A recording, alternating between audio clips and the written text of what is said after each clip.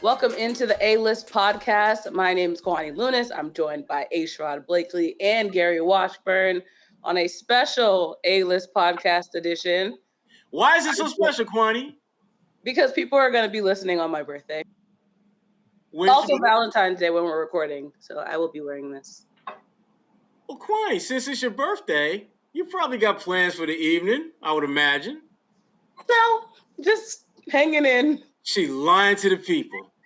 Lying to the people. I just dressed up for myself and for the podcast, of course. Kwani got a date. Just putting all my business out there. Kwani got a date, y'all. It's not true. I deny all. You're so childish. Can we talk about the Celtics? Yeah. We'll talk about your date credit score later. We'll get to that later. Because if this is like more than the first date, then yeah, we need to talk about that. We'll get the credit score later. I got you. I got my people on it, Kwani. That's some good advice. Slip me the name in the DM, and I got my people. We'll take care of that. Okay, all right, perfect. I appreciate it. Well, let's talk about the Celtics. All right, 8 wins in a row, building upon the points of reference that we say we needed. So, how do we feel about this team moving forward? They're working their way up in the East. Where do you guys think this team can go? Go ahead, Gary. Well, I'm impressed. They've done what they're supposed to do. I thought the Denver-Atlanta stretch would be difficult. Denver's a good team. They won. The Nuggets won the next night at Toronto. So that was, I thought, a quality win, especially trailing by 9 at halftime and being able to be a good second-half team. That's been the Celtics' weakness this season. And then coming back, trailing by 10 at halftime against Atlanta, looking like it was one of those Sunday afternoon blues. They just were slow. They weren't chasing rebounds. They were getting some boost from the crowd. And to flip the script and come back and be able to win, that was impressive. So, they're doing everything they're supposed to do. They're not playing the Nuggets or the Warriors or the Suns or some of these power teams, the Bucks or anything like that. I think we'll see what happens against Philadelphia. That'll be a very interesting game, even though they won't have Harden. But I'm impressed with what they've done. The addition of Derrick White, we'll see what happens, how that develops. But, yeah, I nothing but thumbs up in terms of what they've been able to do. Take care of business, not fancy, but just doing their job. Well, when they started this win streak, they were playing bad teams and beating the snot out of them, which you really don't get a sense of how good or they are or how bad those teams are. But what they're starting to do now is they're playing less than at their best, and they're still finding ways to win. And to me, that's the mark of a good team. When you can bring your B- game and still find a way to win. And they're doing that with a little bit more consistency. And to Gary's point, Philadelphia will be a very good test for them, even without James Harden, because they got that monster in the middle, Joel Embiid, who is playing at an MVP level. In fact, if I'm voting for league MVP today, I'm voting for Joel Embiid. He's been that good, that impactful. And frankly, the more you watch him play, the more he's separating himself from the pack. Dude had 25, 19, and 5 the other night. And afterwards, he's talking about, I didn't have a good game. 25, 19, and 5. And truth be told, he was 8 for 25 shooting. So he wasn't all that, being, overly dramatic and as far as him not having a great game. That's going to be a problem for the Celtics without question when they play Philly. But to me, even if they lose that game, that doesn't take away from the momentum that this team is starting to build. Because, to me, the biggest benefit of their winning streak has been that it's finally pushed them outside of the play-in format. They're a normal playoff team now. And with only, 4.5 games out of first place, it's not that big a stretch to see them maybe go up another spot or two and potentially be in the fight for home court advantage in the first round of the playoffs, which is something that I don't think any of us would have said, 2-3 weeks ago, let alone at the beginning of the season. And earlier on when they were starting to win, we were impressed just because they were getting these wins, but now they're having more dominant wins. We look at the Atlanta game. We have 2 players with double-doubles, and everyone really just contributed on the scoring end. How do they build that momentum going into this Philly game? Especially, there is no James Harden, but Philly is still a really good team.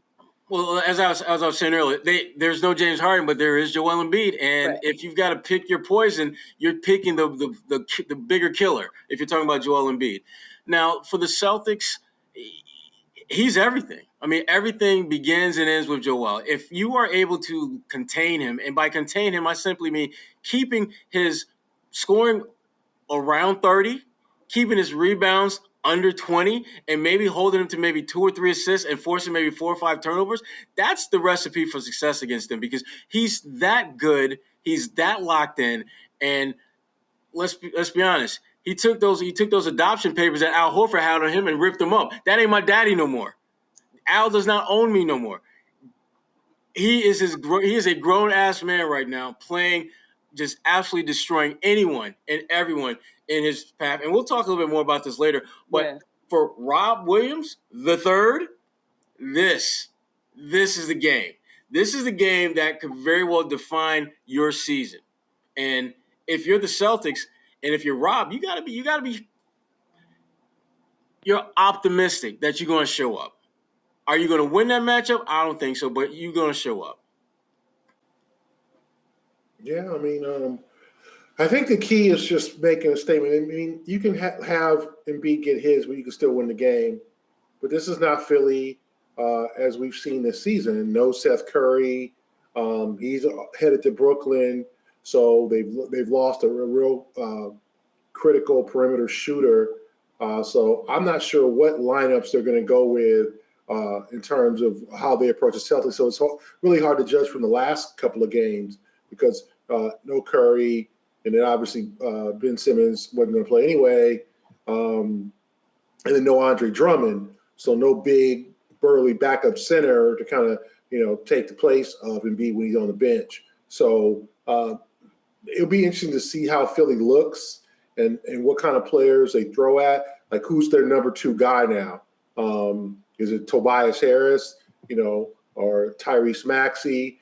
But, you still have a good quality team that the Celtics will have to play very well to win. We all know what happened last time at Philadelphia. They got smacked. I think it was a 28-2 run in the first quarter. Just they didn't show up. And that can't be it. They got to make a statement against the Sixers. First of all, it's a final game. They could tie the season series in case and not lose out on any tiebreakers with Philadelphia. And they need to figure out how to guard Embiid and force him to, as you said before, 25 points on 25 shots. That's good defense against him. So I think that they've really got to come out this game focused. No slow stuff, no lethargic starts, no falling behind 14-6 or 10-2 or something. Like, go out and punch first and see how Philadelphia reacts. And our last episode was right before the trade deadline, and the Celtics did make a few moves. They have the new guy, Derrick White, and then Daniel Theis. What do you two think about those two respective moves? Start with Derrick White. Well, Derrick White has been pretty much what the Celtics were really hoping to come away with in some way, shape, or form at the trade deadline. A multi-positional guy that can be a bit of a playmaker, can play good defense, and fits in with seamlessly with what they do game in and game out. And it doesn't hurt that his familiarity with this coaching staff, with the key players. There's a photo from Team USA where they've got Tatum, Brown, Smart, Derrick White. Oh, and some dude, Donovan Mitchell. He's also in the photo too. He's the one guy that's not on their final 5 the end games. That's another story for another podcast. But that image is a reflection of just his familiarity with the players. And I had a chance to talk to Will Hardy, Celtics assistant coach, who was in San Antonio, who was actually very hands-on with Derrick White when he came to the league. And Gary does not want to hear what you have to say. Clearly. Very familiar with Derrick White when he came into the league. In fact, he was the one that picked Derrick White from the damn Boston airport when he came to Boston. And he said the one thing about Derrick that people are going to like, and he said this before his first game, was that he's tough. He's quiet, but he's tough. He ain't no punk. He does not mind getting his nose in the middle. And when you look at the Celtics team, that's kind of what they're slowly but surely evolving into, a team that they may not be the most talented team on the floor every night, but they're going to compete. And I think that's the thinking that Brad Stevens had at the trade deadline. I'm not going to go out there and add guys that are going to automatically catapult us to Brooklyn or Miami or Milwaukee. But damn it, I can get some guys in here who can fight. Let me get some fighters in here. Guys that are going to allow us to compete with those top teams once we get to the playoffs. And that's what they have now. They got a team that can compete. Well, I think Derrick White is a very good player, complimentary player. I thought he was solid in San Antonio. I would have preferred if they had given up Dennis for him as opposed to Josh Richardson, because I liked what Josh brought to the table. I like what he was able to do, excuse me, as coming off the bench and being that spark plug, hitting threes the other night. A couple weeks ago? No, but last week he had 5 threes, in the game. So Josh was a productive player. I thought he was solid for the Celtics. I was a little sad for them that they had to sacrifice him. And then Romeo and the first-round pick, that's a lot for Derrick White. So and a pick swap. Yeah, White needs to produce. I'm not saying he's not. He's had solid first 2 games. He likes to shoot. He shot a lot of three-pointers over the last 2 games. But he seems to have blended into the element. But I think what we're seeing with this deal is that Brad is like, hey, like the whole thing, like the clock is ticking for Peyton Pritchard. The clock is ticking for Aaron Nesmith because he done got Romeo up out of here. It just, I know like he's a prospect still, and I know San Antonio's probably going to work with him, get him stronger. Like he could be a player for the Spurs. I'm talking about a great player. I don't think Romeo, for a good team, is probably an NBA starter unless he dramatically improves. But I do think he's a guy who can help them as a wing. And, I think the fact that Brad gave up a guy less than 3 years into his career just shows you like, hey, you got to get it done in Boston. No more of this. We're not hanging on to you forever. We're going to admit our mistakes. And that's what other teams do. If the dude doesn't work out, you get him out. You get him out. I looked at the draft from Romeo's draft, 2019 draft, and Romeo is 41st in scoring from that draft, even though he was the 14th pick, like 3.6 points a game. That's just he didn't get it done. And listen, it was health.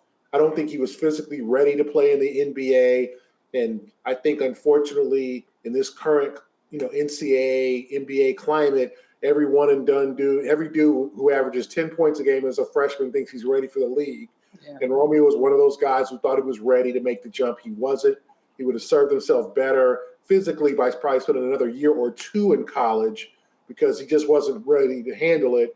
And then he needed to learn how to play, learn how to be confident and all that. So I think that this move shows that Brad is about right now, and Brad's about getting it done.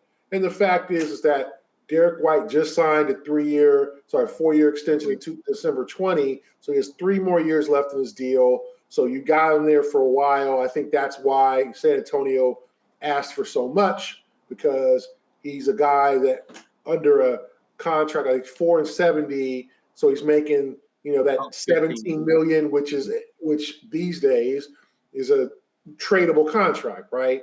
The Marcus Smart he got the Marcus Smart deal. So I think it was a good move, but I just think it shows, one, Brad doesn't think much of this draft because he traded their first rounder, and 2, he's tired of these mid-first round picks too. He's tired of the Nesmiths. He's tired of the Romeos. He's tired of these guys who he wants somebody to come in and can get it done right away.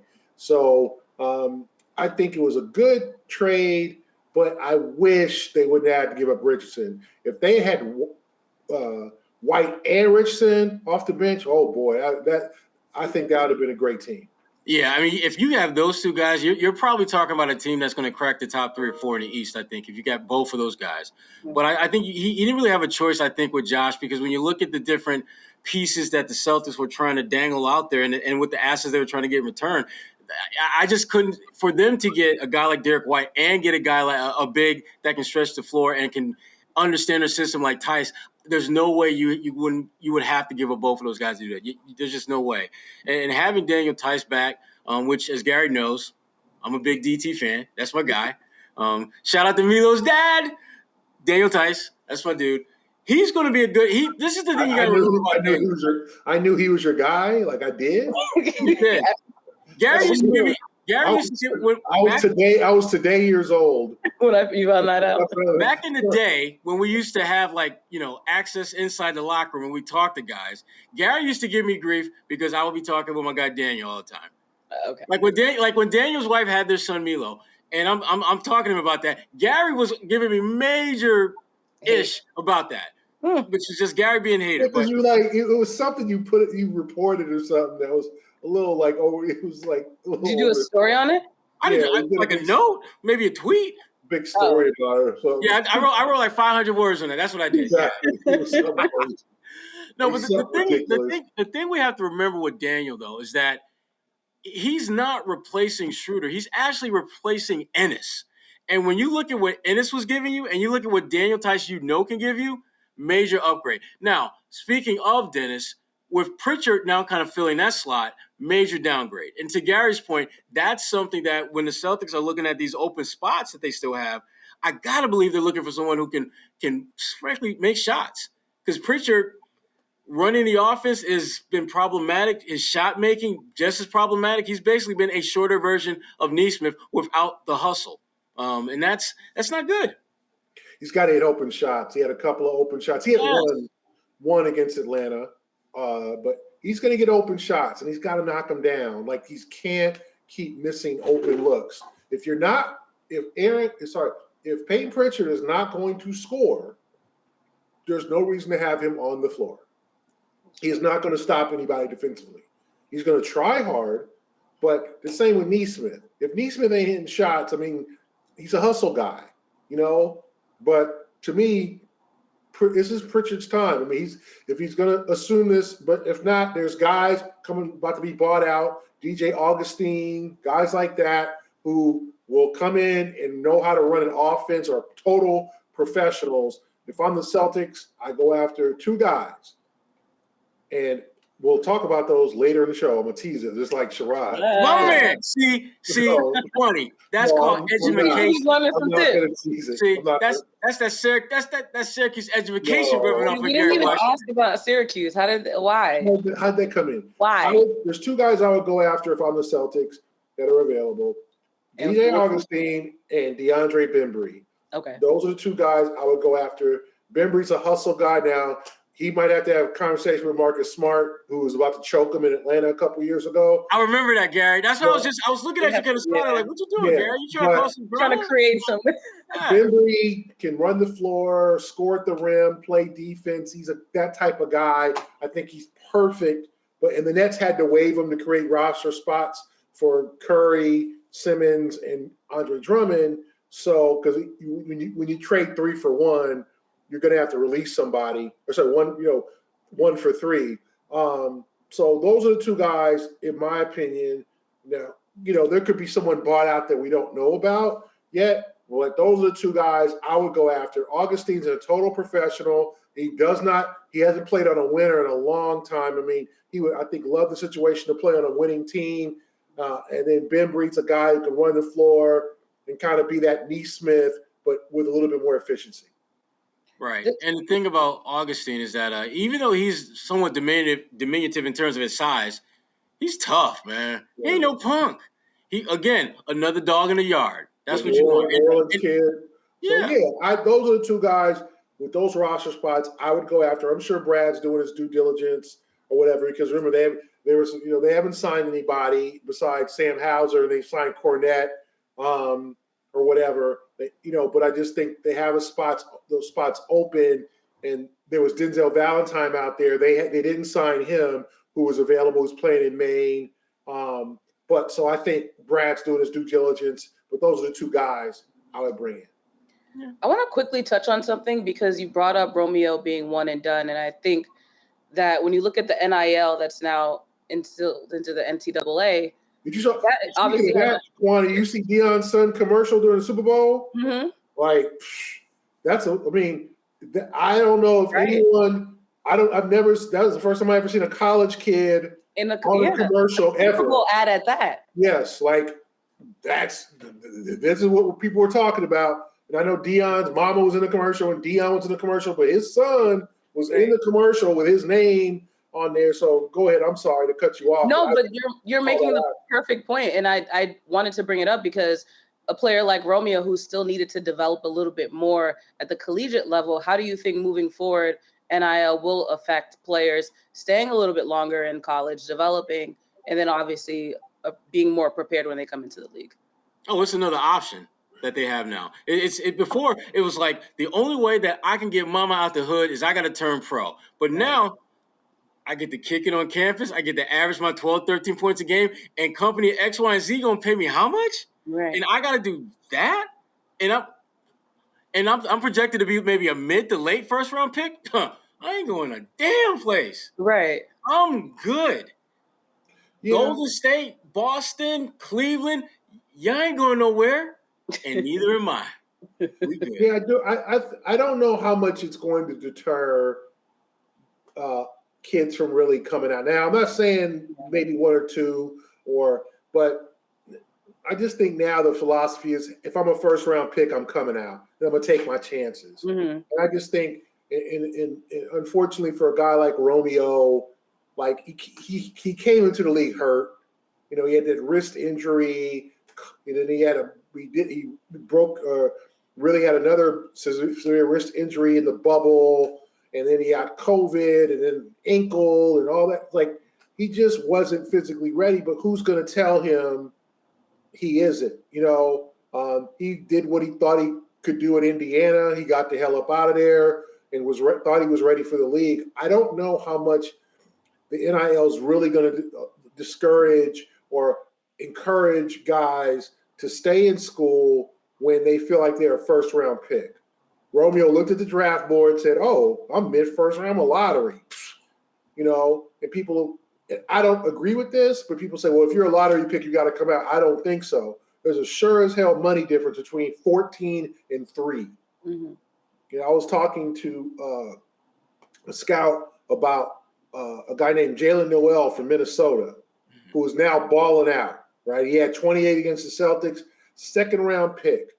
If he had stayed in school for his junior year at the University of Washington, he probably would have been a lottery pick. Now, he might get paid on the back end, but sometimes patience pays off. But if you're telling these kids they're going to be first-round picks especially, they're going to come out. They feel like they're ready. A lot of these kids do not like school all that much.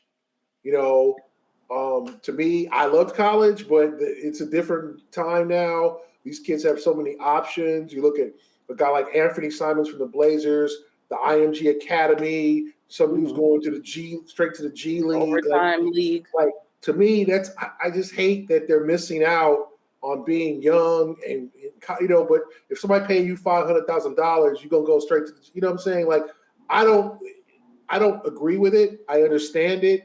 If you're hurting and someone's going to offer you $500,000 and if you don't like school, but I just think college is such a great experience that at least experience it for a while, for a year or two.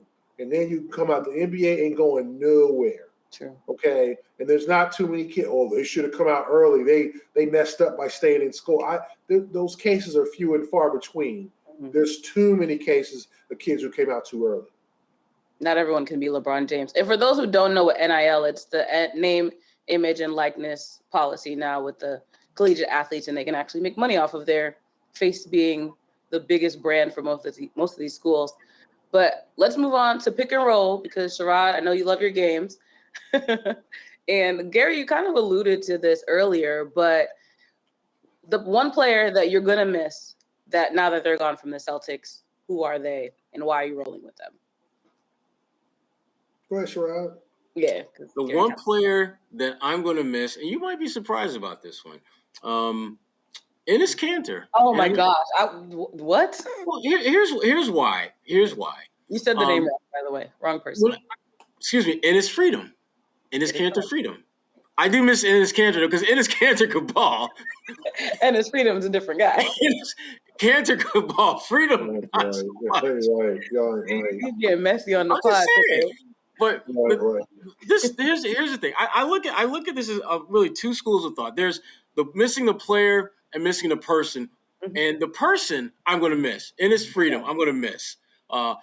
I miss the player in his canter, though. I miss him too. So that's why he's my pick, because I miss the player in his canter. I miss the person in his freedom. Fair. What you got, fair. Gary? I would say Richardson. I think that I like what he brought. He was signed for another year. I think he's a big game player. I think he can step up. I just think that was a loss for the Celtics. Now could White do exactly what he did and more? Maybe, yeah.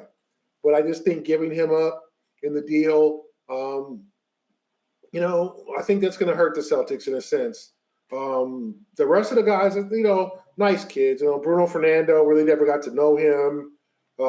Romeo, very quiet kid. And I think maybe in his situation, he's got to be more vocal. He's got to be more like, stop being, it is what it is. I ain't tripping. That kind of mentality. They traded me 20 minutes after practice. I'm good though. Yeah, there's got to be more. Like Romeo, got to be a dog. You got to be more tougher. I'm not talking about soft. I don't want to put that word on him. Not at all. But he's got to be tougher. He's got to fight to stay in the league. Like he's got to be more. He's got to have a more passion for it. Yeah, mean streak. Yeah. And he can't. He just looks too chill. Hey, it's all good. Like I'm really quiet. Like I don't know. We never really got a chance to know Romeo's personality. He's a nice kid. That's very nice. But you would think making it to the NBA, like you got to have some dog in you, and you can't be, just quiet. Now, if you want to be a silent assassin type of guy where you don't say much, but you get it done on the floor, then that's fine. Romeo got to do a lot of talking. But there's got to be more of a fire and a fierceness and a force in him. And maybe San Antonio can discover that, because I don't think he really approached it like, hey, I'm just doing my job. And I'm going to come off the bench. Like, he needs to be like, no. I want to be Jason, Jalen, and Romeo. I want to be big three. I want to, like, he needs to, as opposed to like, well, I'm playing more, no. Like I didn't see that. And I think if you'd have put Peyton Pritchard's heart into Romeo, you have quite a player. Because Peyton's got that swag, that heart. He plays hard. He thinks he's better. He thinks he's the best player on the floor. And that's how you got to survive in the NBA. You got to have that crazy confidence. That's why Ruben Patterson called himself the Kobe stopper. We have seen players over the years just say crazy, because that's what kept him in the league, is that confidence. Steven Jackson, guys, just like that. No, I'm the best player here. What? Like, give me the ball. Sometimes it's a little, out of control, but I also think that's what a lot of guys need. And I'll be following Romeo to see what happens to him in San Antonio, because, he's up for an extension this summer. So he could be, restricted free agent, or maybe somewhere in Europe, or sign, his future's not insured. His future is not cinched. Like, he's playing for a contract. He's playing for like his NBA livelihood, I believe. How do players that don't have that naturally tap into that confidence? Because it just doesn't seem like that's his personality. He, like you said, he always seems chill. Well, if it's not your personality, Kwani, you have to simply get it done. You look at a guy like, for example, when Paul George first came to the league, he was very smooth, very finesse, and even to this day, he's still that kind of that player. But damn, he can kill you. He can hit you 25 and 10 any given night and lock your ass up defensively. And Kawhi Leonard doesn't. The most sound that we've gotten out of Kawhi Leonard was that funky-ass laugh. That was it. Right, that's true. But guess what? He, more times than not, he's the best player on the floor, and he goes out and proves it. Romeo, you can be, like, as Gary said, you can be, that quiet assassin, but make sure that you the assassin. Because if you just quiet, you're going to quietly get your ass out of the league. They will quietly kick you to the curb. They will quietly forget about you. When you hear the words James Young, it's like, oh yeah, that's right. I remember him. You don't want that to be Romeo Langford. Romeo should not want that. So he needs to figure out how to just play better. At the end of the day, that's really what it comes down to. Can you play better, more impactful for a longer, more sustained period of time? That's fair. On the opposite end, who is the player that you think they'll miss the least? Dennis Schroeder. And here's why. Even though I think you definitely have a gap that exists with his departure and Peyton filling that void, you were playing with house money when you brought him in the building. Like he was like that luxury that, yeah, it's nice that we got it, but if we got to turn this rental back in, we good. We're okay with that. And it's not like you had these long, deep-rooted attachment to him or anything like that. He was here for a hot minute and he's gone. So I don't think he will be missed terribly. But obviously the scoring, you would like to have that redistributed in some fashion. But no, that's the one guy I don't think they'll miss much at all. Gary? Probably Dennis. I mean, you could say Ennis too. They won't really miss him. But yeah, I mean, I think Dennis, in a situation where he was in Boston, I just think the numbers were too distinctly different between starter and reserve. And he wasn't going to start. So it was, well, what do we do with him? Do we bring him off the bench? He's not productive in that role. Or do we because if he had played well, right, and he had done everything, he wouldn't have gotten traded. I believe that they just figured his inability to be more productive off the bench, and then also he couldn't play with Smart. And that fourth quarter lineup, and especially I think that New York game where the Knicks just, came back in the fourth and blitzed and forced Marcus into being a scorer, and then Schroeder was missing. Like, I just think they felt like, you know what, unless we bring him off the bench as a spark plug, but his numbers are so down, if you look at his numbers, it was like, 28% from three as opposed to 39% as a starter. I just think they felt like he couldn't start. If he couldn't start, he probably shouldn't be here anymore. So I think they'll figure out, especially if they bring in a guy like Augustine or someone else as a backup point guard, because I don't know if Peyton's ready for that role full time. I think that will make the situation better. But I think Dennis, Ennis was just a guy who is in the final years of his career, let's be honest. He could maybe go overseas and play. But there's too many limitations on – it's great. He's a great offensive – I think one of the great offensive rebounders of this generation. I don't think that's a bad – I don't think it's inaccurate. Ennis figures out ways to get offensive rebounds. I think that's a very good skill. But the defensive side and then, making all these statements – and I'm not saying it's negative to make statements, but it's just when you're bringing more attention to yourself. Like, I think he's on that he's on a panel. At the C-SPAN. It was like it's in February, later this month. And I think it's kind of like a Republican-led, and nothing against that if that's what you are or whatever, but it's like a politically kind of a right-wing conference, and there's Ennis, the face of it. Like, I don't know how your teammates feel about that. I don't know how the organization feels about that. Like, you're missing a few games for it as well. Yeah, he was missing unless it was going to be over Zoom or something, right? I just think yes, that's CPAC 2022. I just don't know how that helped. And you know what? Let's be honest. After the Kaepernick stuff, we know that these teams look at the political standings of players. Right. And it's not like, well, Ennis was a starter and the Celtics are holding him back. Like, I don't think Ime liked him from the beginning in terms of his contribution to the floor. So I don't think that was a tough decision for the Celtics. What are you looking forward to on this Celtics next run this coming week? I'm looking forward to seeing what the hell they're going to do with Joel Embiid.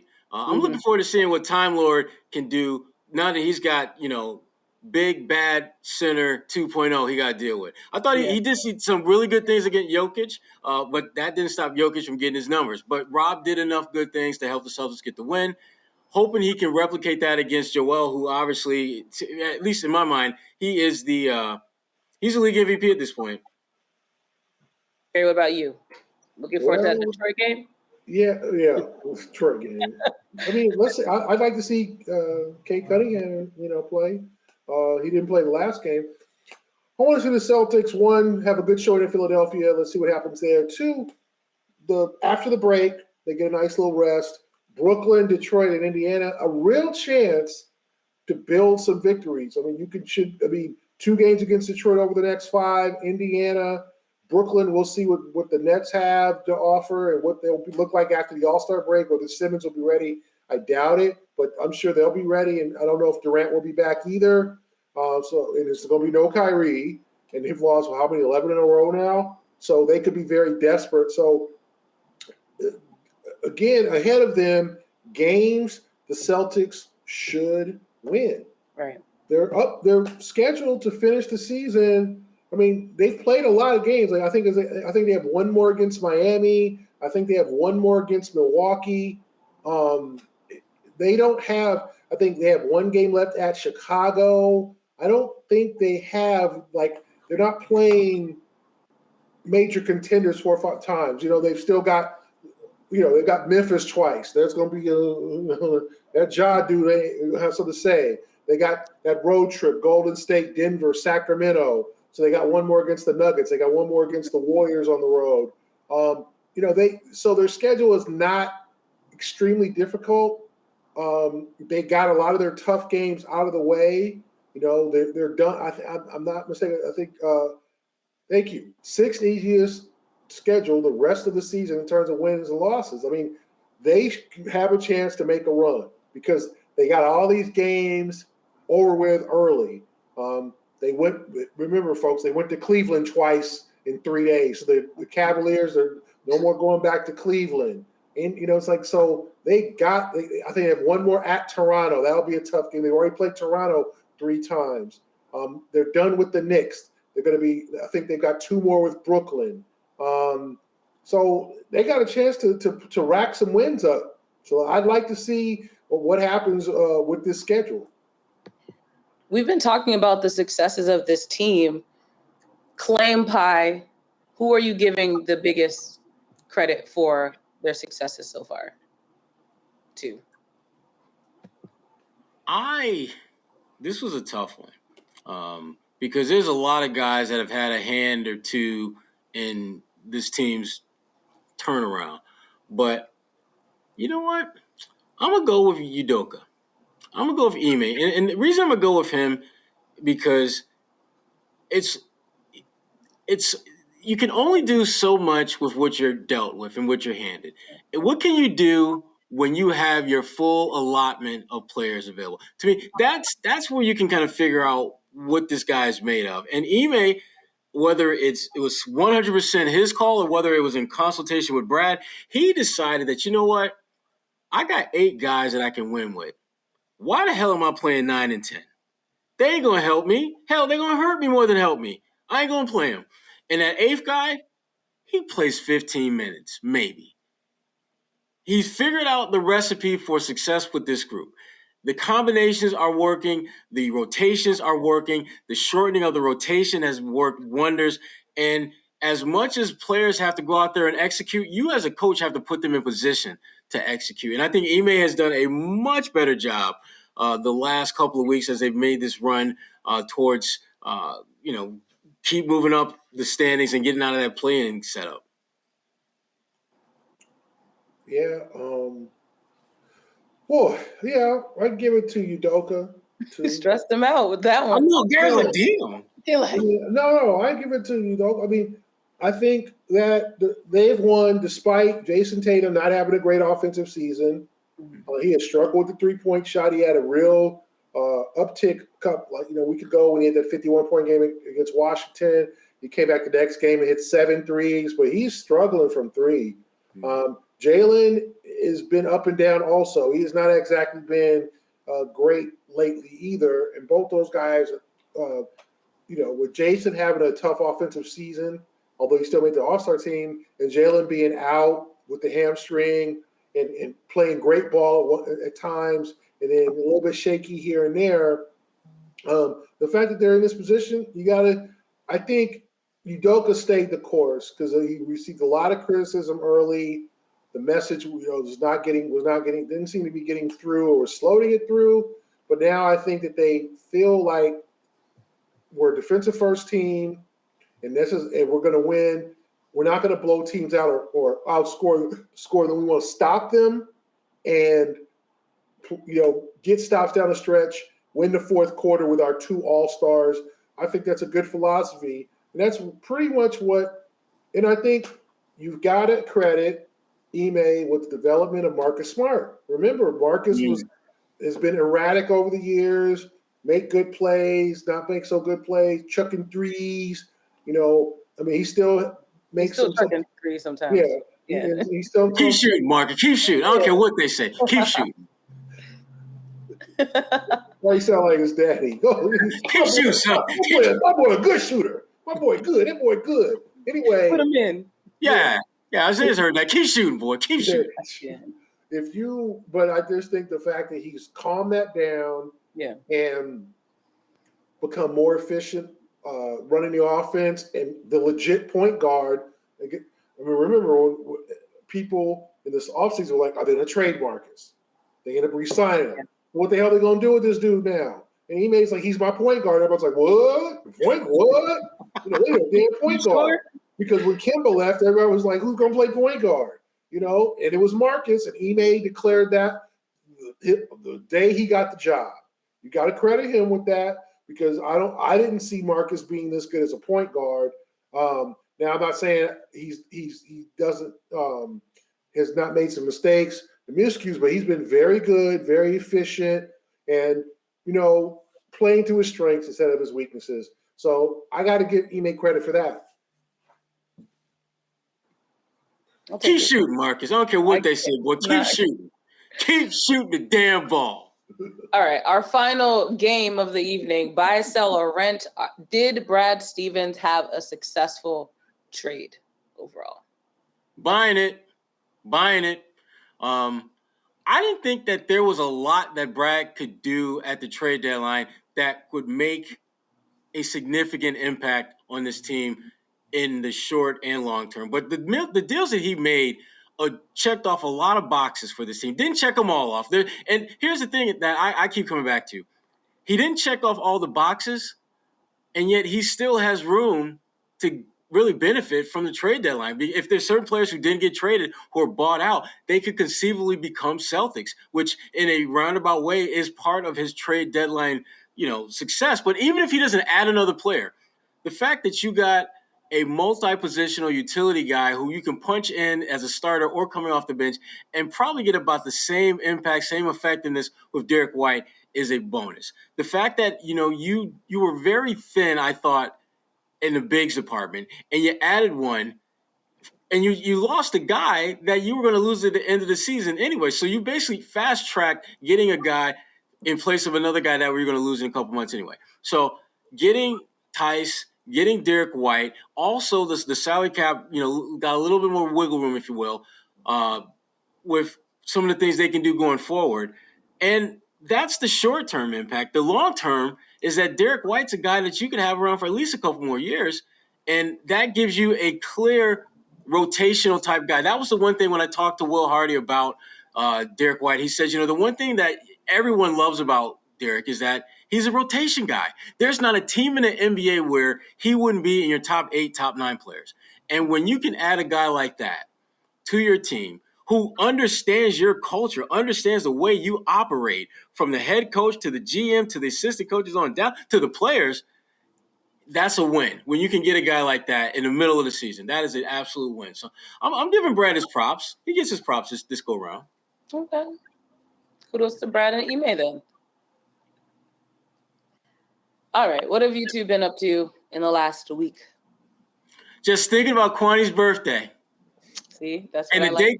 date and the date that Kwani's gonna be going on her birthday. I'm And going to go with my best friend for my birthday. And making sure I check out his FICO score after she get back on a date, depending on how it goes. Well, you said for my birthday. My birthday, me and my best friend, we're going out to eat dinner at Zuma. So you got like okay, you got 2 dates, like That's friend date and date. You got friend date and date. That's a friend date. Let's just go with the friend date. Gary looks so confused. Gary's got questions. That's why Gary at the Duke game, though. Huh? I saw Gary at the Duke game. You didn't show up. At the Sherrod. Duke game. I've seen enough of Coach K through the years. I'm good. I mean, it was his last game though in Boston. Yeah, I'm good. I covered the dude. I'm good. I believe me. I've seen more than my share of Coach K. I don't need to see. No, Hey, I'm sounds good. like a Syracuse fan. Now we have some issues. Yeah, We no. worked them out though. We're good now. Life's good.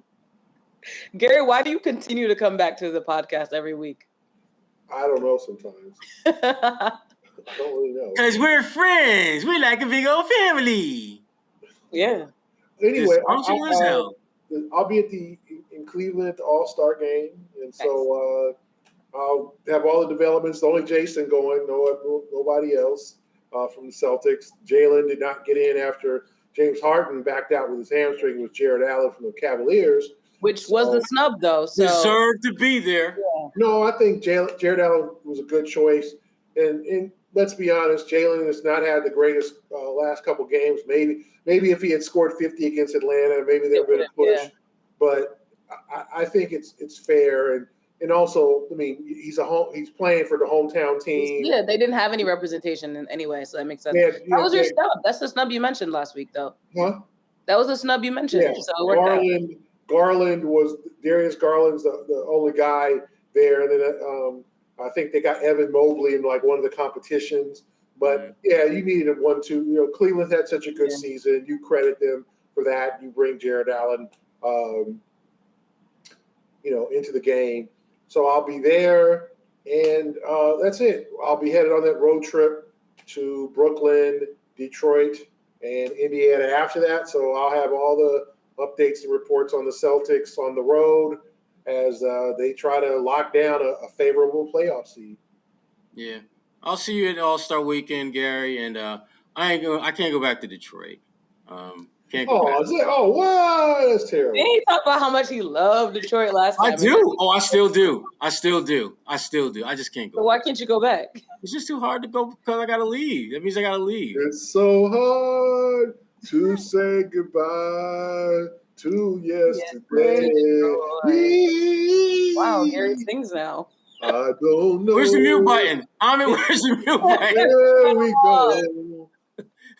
Shut it down. The podcast has derailed when Gary starts singing. It's so hard to listen to you sing. That's hard. Say goodbye to Kwani, this is your birthday present from us. Speaking of that, this is the gift. Do you know, Sherrod, Kwani was not born when that song was out? I know the song. If that's the joke you're trying to make, I'm not joking, but it's crazy. Like it's Mary, I wish you didn't tell. I wish I didn't know that now. It's true. It's true. Wow. I'm glad I could be here to make you both feel old. Wasn't it like 91 or 92? Was it 92? Let's look it up. I don't know. When were you born, Kwani? 93. Boys and Men to drop this song in. I won't even tell you what I was doing in 93. 91. Okay. I can't even tell you what I was doing in 93. But I was at the club in 91. What are you talking about? That's a sight. I was in them streets in 91. I can't. Not me. Oh, what? I was in the classroom studying. I can't. God. Drinking warm milk and cookies at bedtime. Just stop. Just me and my Let's notebook. go with that story. Anything we can expect from you, Sherrod, this week? I'll be at All-Star Weekend. I'll have some content out there. Writing a column for Ebony this week. It'll most likely be on one of the Olympic athletes. There's a couple that I'm figuring out which one I want to write about. They have really interesting stories. I got to pick one. And that'll be that. And I'll have some content on fullcourtpress.bulletin.com, most likely writing about Rob Williams getting ready for really the ultimate test for him. He passed. I thought he passed the Jokic test, but Joel, different animal altogether. So, yeah. And I'll also have something probably later this week on Ime Udoka, and just he's in uncharted waters right now, and I'll explain what that means. But loves it. Good. There's things going on with Ime now that we folks, Kwani, before you were born. Okay. Wow. I really long time ago, Kwani. Long time ago. All right. I'm gonna educate myself by reading that piece. What platform will it be on? Kwani, have fun on your date, and then your friend date. Yeah, thank you. And for those who are listening, I will be on the Hub today this week. If you want to tune in at 11:30, you'll see me. I don't know what day yet, so just tune in every day and figure out which one. That gets to watch all 3 episodes. We're on live Tuesday, Wednesday, and Thursday. So I'll be on one of them. I'll be on one of them days. I'll be on one of them days. I don't know which one. You don't know what day you're going to be on. I'm working on the piece. You don't know what job Rachel Rollins got. See, I do. Because I'm still working on the piece that I did. She do something with the government. She's the U.S. attorney, and I interviewed her, and I talked to her about her job. She nailed the interview, and I knew her job at the time. She nailed it on the interview. What you do again? So what's your real job? What you who you work for? Oh, you got some openings? You got some applications? I should have asked that. I'm kidding. Y'all hiring? We'll get Sherrod a 15th job. But this was a great episode. We have a lot to look forward to. I'm looking forward to that Philly game as well. Thank you guys for listening. If you haven't done so already, at this point, you have to have subscribed and gave us a review. For Sherrod Blakely and Gary Washburn, I'm Kwani A. Lunis. Make sure to wish me a happy birthday on Twitter. We'll be back next week. She forgot to mention a Venmo and a Cash App. Yes, Kwani A. Lunis everywhere, all over the internet.